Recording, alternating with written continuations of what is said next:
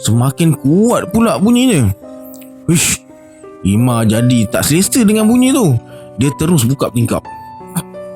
Gelap. Yang ada hanya cahaya bulan sama-sama. Memang tak nampak apa-apa dekat luar tu. Lampu jalan masa tu pun belum ada lagi.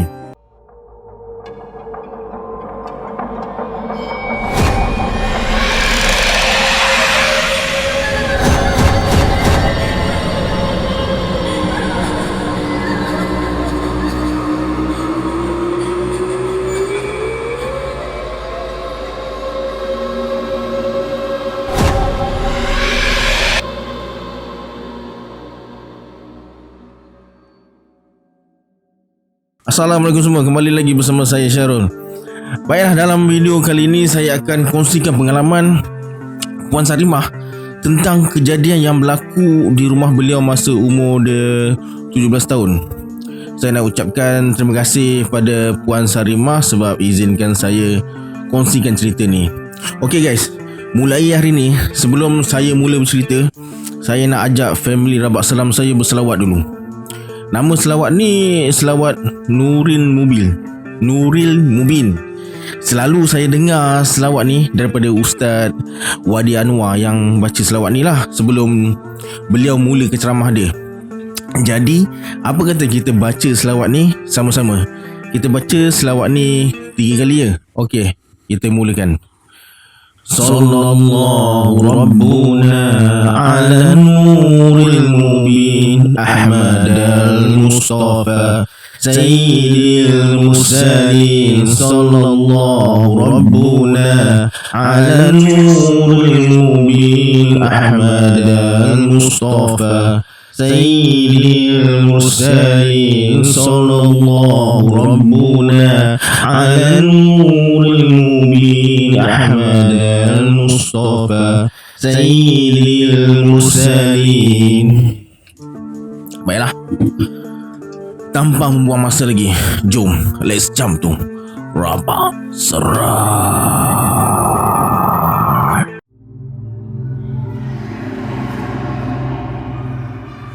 Sebelum Mak Ima masuk ke bilik dia, dia pesan, nanti jangan lupa tutup lampu dapur.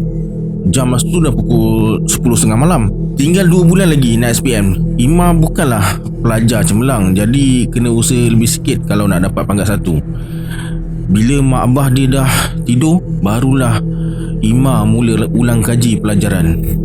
Rumah dia jenis papan lidah, rumah atas orang panggil. Rumah ni abah Ima yang tukang sendiri. Jadi susunan dinding papan tu ada yang tak rapat sangat, tapi taklah sampai orang luar boleh mengendap orang dalam rumah ni. Abah Ima ni orangnya sangat kreatif. Sejak Ima kecil lagi memang abah dia dah buatkan macam-macam mainan, macam buayan, gelonsor, jongkan-jongkit dekat laman rumah untuk anak-anak dia bermain. Orang kampung memang kagum dengan hasil tukangan abah dia ni. Mata ngantuk tapi nak kena study juga ni, kata hati Ima. Ima buka buku latihan matematik sambil buat latihan, sambil dengar radio. Penghujung tahun 90-an tengah rancak dengan lagu-lagu Jiwang Karat masa tu. Masa sedang asyik nyanyi sambil ulang kaji tu, Ima macam terdengar bunyi buayan dihayunkan. Dia intai celah dinding papan rumah dia tu. Tak nampak apa-apa. Dia teruskan ulang kaji. Sedar tak sedar dah pukul 1.30 pagi. Patutlah dah tak dengar bunyi kenderaan lalu. Cuma sekali-sekala ada kedengaran bunyi motor. Tiba-tiba dia terdengar sayup-sayup yang macam suara orang menangis dengan sayu. Bunyi apa tu? Ima rapatkan telinga ke dinding rumah. Jelas bunyi dari luar. Diintai sekali lagi. Gelap. Sebenarnya bukan pertama kali dia dengar bunyi macam tu. Dah banyak kali juga dia dengar, cuma dia tak ceritakan pada sesiapa. Nak kata takut? Taklah sangat, cuma dari kecil ni Ima memang selalu dengar macam-macam bunyi. Kau nak nangis ke, nak apa ke, suka hati kau. Aku nak periksa ni. Tak lulus nanti siap kau. Ima mula tinggikan suara. Kau cakap dengan siapa tu? Tiba-tiba mak dia bersuara dari dalam bilik. Terkejut Ima. Orang nyanyilah, jawab Ima. takkan nak beritahu mak dia yang dia tengah sound orang dekat luar rumah tu kan. Imam masuk ke bilik nak tidur pukul 2.30 pagi. Pagi tu dia keluar awal sikit nak pergi sekolah. Pukul 6.45 Imam dah terpacak dekat depan kampung tunggu van sekolah. Jarak rumah dia dengan jalan besar cuma 100 meter je. Cuma cuaca masih gelap. Tiba-tiba sebuah motor Chris berwarna biru berhenti depan dia. Abang Lan, orang kampung Ima. Dia ni memang peramah dan suka tegur Ima kalau terserempak dekat mana-mana. "Dek, kau buat apa malam-malam buta duduk dekat buaian sorang-sorang? Dah lah sorang-sorang dengan rambut terjuntai sampai ke tanah. Nasib Abang Lan tak terbabas masuk semak malam tadi." Setahu Ima, Abang Lan ni memang balik kerja lewat malam. Dia rajin buat OT. Rumah dia selang 4 buah rumah daripada rumah Ima. Selalunya dia lalu depan rumah Ima pukul 12.30 malam. Orang dalam rumah lah dah kenapa nak duduk kat luar sorang-sorang malam-malam buta. Orang study nak periksa, jawab Ima. Muka Abang Lan berubah. "Kau biar betul dik, abang selalu nampak kau malam-malam dekat buai sorang-sorang. Dah lama Abang Lan nak tanya kau." "Tak percaya sudah. Okeylah, van dah sampai." Belum sempat Ima lambai tangan, Abang Lan dah pecut laju. Kuat lah tu. Kesian Abang Lan. Lepas kejadian tu, kabarnya dia tak OT lagi sampai lewat malam. Ima pun dah jarang-jarang nampak Abang Lan sekarang. Seram agaknya nak lalu depan rumah dia. Yang pasti bukan Ima yang main buaian setiap malam.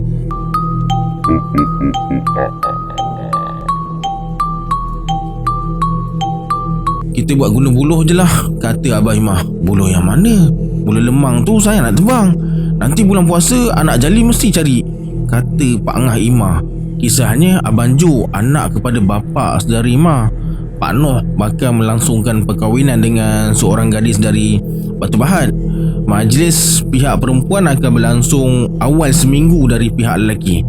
Pak Noh bercandang balai makan tetamu buat guna buluh. Ima pun tak pasti kenapa. Jimat agaknya daripada sewa balai yang selalu digunakan oleh orang kampung untuk majlis kahwin tu. Abah Ima bersuara, "Kita ambil buluh atas bukit tu. Buluh kuning tu." "Bolehlah, bukan kita tebang semua." Petang tu, beberapa orang jiran berdekatan datang tolong siapkan balai makan tetamu, termasuklah Abang Lan. Banyak juga buluh yang ditebang. Ima pula pergi mandi sungai. Belakang rumah dia ni ada sebatang sungai, Sungai Ulu Benut. Biasanya kalau tak memancing, Ima akan mandi sungai dengan sepupu-sepupu dia. Majlis menyambut menantu di pihak lelaki berlangsung agak meriah. "Mak, orang tidur lambat tau, nak study," kata Ima. "Cuba baca buku tu kat bilik." "Bukan tak ada bilik," mak dia bersuara. "Alah, orang nak dengar radio sekali lah. Radio kat bilik tu tak clear." Sebenarnya Ima lebih suka ulang kaji dekat ruang tamu. Tak adalah selesa sangat ulang kaji atas tilam. Tak lama kemudian, dia terdengar suara menangis tu.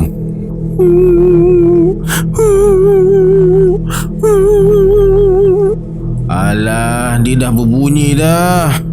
Ima pandang jam dekat dinding. Pukul 11.45 malam.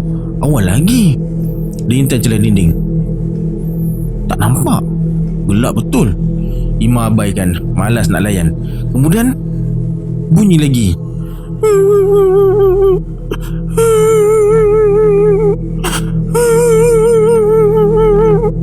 Semakin kuat pula bunyinya. Ish, Ima jadi tak selesa dengan bunyi tu. Dia terus buka tingkap. Gelap. Yang ada hanya cahaya bulan sama-sama. Memang tak nampak apa-apa dekat luar tu. Lampu jalan masa tu pun belum ada lagi. "Aku nak study lah. Kau nak nangis ke nak apa ke, pergilah jauh sikit." Ima dah mula rasa fed up. Acah-acah berani orang kata. "Kau buat apa tu?" Tiba-tiba abah dia bersuara dari belakang. "Apalah abah ni, terkejut orang." "Yang buka tingkap malam-malam buta kenapa?" abah dia bertanya. Terpaksalah Ima beritahu abah dia bunyi yang dia dengar tu. Ima ingatkan dia seorang je dengar. Rupa-rupanya abah dia pun dengar juga. Cuma abah dia tak cerita je. Risau mereka takut. Kemudian abah Ima ambil lampu pecit. Dia suluh ke arah laman tu. Sepi. Bila abah dia matikan lampu picit, suara menangis merintih itu berbunyi lagi. "Buat apalah dua beranak ni?" Mak Ima berkata. "Entah bila mak dia keluar dari bilik pun tak tahu." "Tak ada apalah," kata abah dia. Ima diam je. Kalau cakap dekat mak dia, bukan dia percaya pun. Tiba-tiba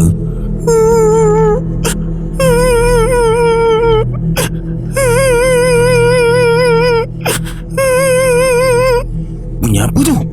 Mak Ima macam terkejut. Abah dia suruh Ima masuk bilik, tapi si Ima ni degil sikit. Ima bagi tahu abah dia yang dia nak sambung study sikit lagi dan akan masuk tidur pukul 1 pagi nanti. Bunyi apa tu? Sekejap ada, sekejap tak ada. Nak kata berani, pada Ima benda tu dekat luar, dia pula kat dalam. Apa nak dia takutkan sangat?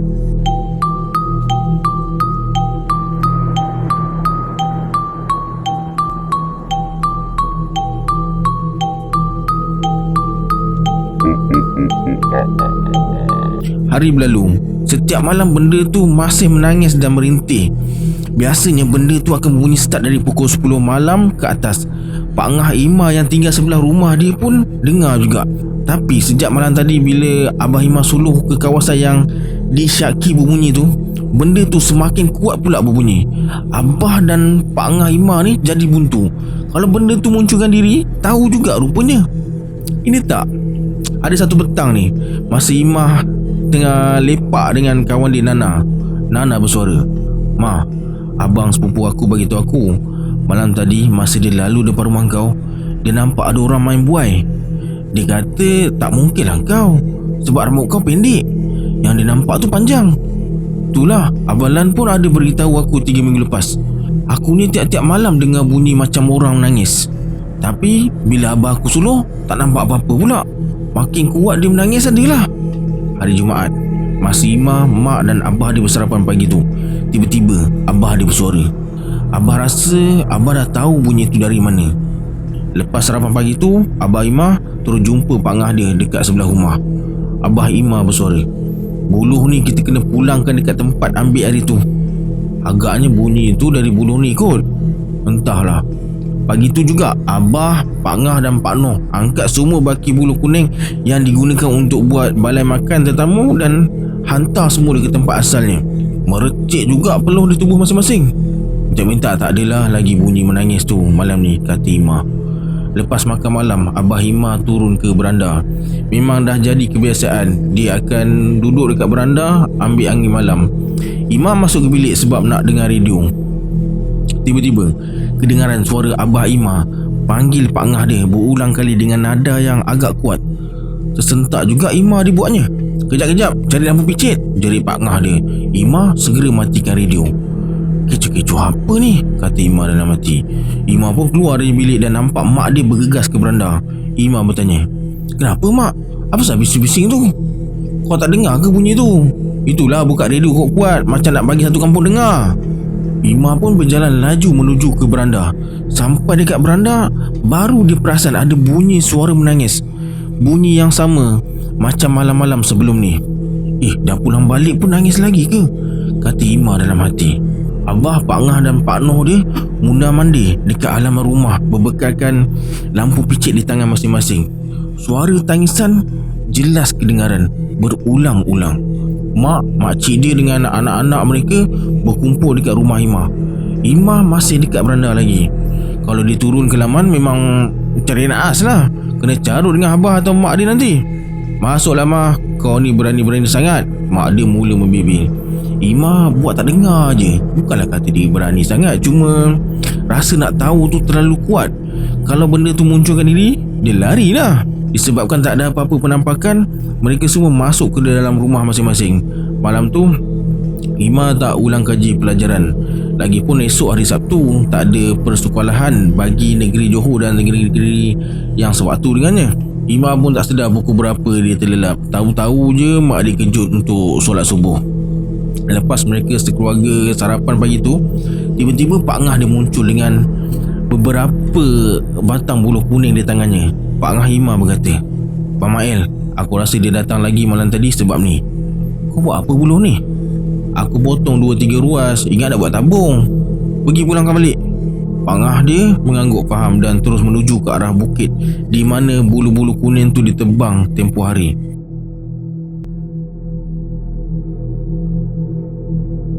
Dah dekat 2 minggu tak ada lagi kedengaran suara menangis dan merintih sayu lepas Pak Ngah dia pulangkan Saki baki buluh tu. Imah syak suara tu memang dari buluh-buluh tersebut. Imah masih lagi buat ulang kaji setiap malam ditemani lagu-lagu jiwang dekat saluran muzik FM. Tak ada lagi gangguan yang membuatkan dia naik angin. Masa Imah dengan Nana tengah menjamu selera dekat kantin sekolah, Imah bersuara, "Nah, kau nak tahu tak? Aku rasa Cik Pon tu dah tak ada lagi lah. Dah dekat 2 minggu aku tak dengar dia nangis." "Ya ke? Jadinya memang suara nangis tu dari buluh yang kau cerita tu ke?" "Yalah kot." Hari-hari berlalu macam biasa. Lepas balik sekolah, Imah akan pergi ke sungai belakang rumah untuk memancing. Sorang-sorang pun jadi, kata orang. Joran yang abah dia buatkan dari buluh kecil, Imah lemparkan ke dalam sungai tanpa apa-apa umpan. Baru je dicampakkan tali tansi berikat batu ladung ke dalam sungai, tak sampai seminit joran dia ditarik kuat. Zas! Tali joran direntap. Seekor ikan putih sebesar tapak tangan jadi mangsa tanpa umpan. "Wah, pelik. Ikan ni lapar sangat ke?" kata Imah dalam hati. Tiba-tiba dia terasa malas pula nak teruskan memancing. Lagi pun cuaca dah semakin panas. Imah pun balik. Sampai dekat rumah, Imah jumpa abah dia dan berkata, "Abah, tadi orang mancing lepas balik sekolah. Orang tak letak umpan lagi, ikan dah sambar." Abah dia hanya mengangguk sambil betulkan lukah. "Nanti malam teman abah pasang lukah je," kata abah Imah. Imah hanya mengangguk. Lepas solat isyak, abah Imah ajak dia ke sungai. Jarak dari rumah ke sungai lebih kurang 100 meter. Gelap gelita dan sunyi. Sekali-sekala kedengaran bunyi ikan melompat-lompat atas air, disusuli bunyi katak sahut menyahut.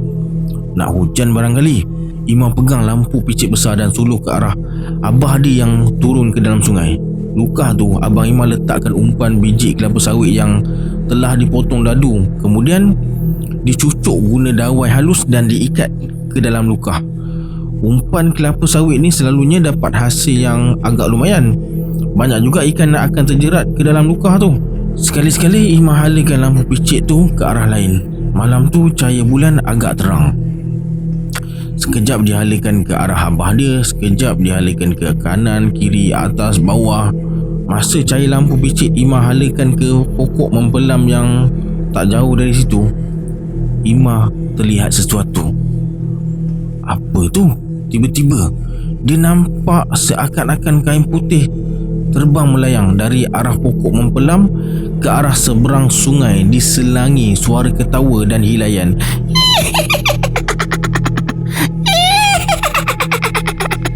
"Abah!" Imah menjerit sambil berlari balik ke rumah, tinggalkan abah dia sorang-sorang yang masa tu masih ada dalam sungai lagi. 3 hari Imah demam. "Kau nampak apa, Ma?" tanya Nana. "Entah, Cik Pon agaknya. Aku ingat kau ni berani sangat," kata Nana. "Diam kau." Petang tu Imah ke rumah seorang lagi kawan baik dia, Azna. Dia ni anak jururawat desa dekat kampung dia. Mereka dah berjanji nak kejeram dengan seorang lagi kawan baik dia, Uji. "Malam ni lepak depan rumah aku nak tak?" "Datang macam biasa lepas maghrib," kata Uji. Imah dan Azna bersetuju. Lama juga mereka tak lepak borak sama-sama. Rumah Uji ni dekat simpang masuk kampung, jenis rumah kedai berdindingkan papan. Dekat depan rumah kedainya tu ada dibuatkan sebuah pangkin. Dekat situlah tempat mereka duduk dan melepak selalunya. Imah ni kategori berani jugalah orangnya. Mak abah Imah dia dah tak kisah sangat kalau dia ke rumah Uji, walaupun pergi waktu malam. Mereka tahu anak mereka ni hati kering sikit. Rancak mereka berbual malam tu sampai tak sedar jam dah pukul 11 suku. Imah minta diri untuk pulang. Gelap. Hanya kedengaran bunyi cengkerik di kiri kanan jalan yang bersemak. Antara rumah Imah ke rumah Uji hanya ada sebuah rumah ibu saudara dia yang tinggal dekat Singapura. Rumah 2 tingkat berdindingkan separuh batu, separuh papan. Ibu saudara Imah ni jarang-jarang balik kampung sebab dia memang tinggal dekat sana dengan anak-anak dia lah. Rumah dekat kampung ni pula macam rumah singgah. Kadang-kadang 2-3 bulan sekali baru dia balik kampung. Tak ada pula motor ke kereta ke lalu malam ni. Bisik hati Imah. "Kau dari mana, Ma?" tanya Pak Ngah dia yang masa tu ada dekat depan pintu rumahnya. Pak Ngah masukkan motor ke? Imah tak jawab soalan dia tu. "Yelah, kau dari mana?" Berani betul kau main buai malam-malam Mak kau panggil-panggil suruh masuk, kau buat tak dengar je. Tak ingat ke bunyi-bunyi hari tu? Kata Pak Ngah dia. Apa Pak Ngah ni? Orang dari rumah Uji lah, baru balik ni. Bila masa pula orang main buaian? Pak Ngah Imah terkedu. Dia terus masuk dalam dan tutup pintu. Aku main buaian? Bila?